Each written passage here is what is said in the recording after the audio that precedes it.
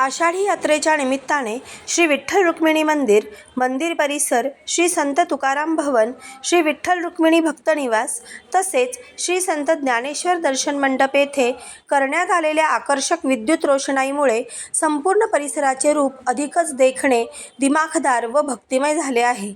आषाढी यात्रेनिमित्त राज्यासह देशभरातून लाखो वारकरी व भाविक श्री विठ्ठल रुक्मिणी मातेच्या दर्शनासाठी पंढरीत दाखल होत आहेत। दिवस रात्र अखंड सुरू असलेल्या दर्शन व्यवस्थेबरोबरच मंदिर परिसरातील आकर्षक विद्युत सजावट भाविकांचे विशेष आकर्षण ठरत आहे। सूर्यास्तानंतर संपूर्ण परिसर विविध रंगी प्रकाशाने उजळून निघत आहे। सध्या श्री विठ्ठल रुक्मिणी मंदिराच्या जतन व संवर्धनाचे काम प्रगतीपथावर असून या कामामुळे मंदिराला त्याचे मूळ स्थापत्य वैभव पुन्हा प्राप्त होत आहे।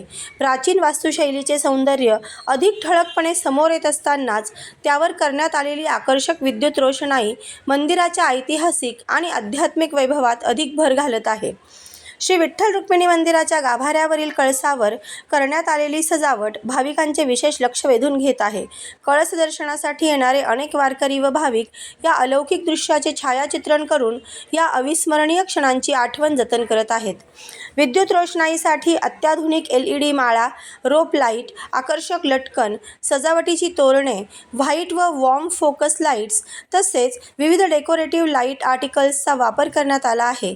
भाविकांच्या सुरक्षिततेला सर्वोच्च प्राधान्य देत संपूर्ण विद्युत यंत्रणा अत्याधुनिक सुरक्षा मानकांनुसार उभारण्यात आली असून आवश्यक संरक्षक यंत्रणा व तांत्रिक उपाययोजना कार्यान्वित करण्यात आल्या आहेत। प्रशिक्षित कर्मचाऱ्यांमार्फत 24 तास देखरेख ठेवण्यात येत आहे। सदरची आकर्षक विद्युत रोषणाई मंदिरे समितीमार्फत करण्यात आली असून संपूर्ण नियोजन व अंमलबजावणीची जबाबदारी विद्युत विभाग प्रमुख राजेश तेलतुंबडे यांनी यशस्वीपणे पार पाडली आहे।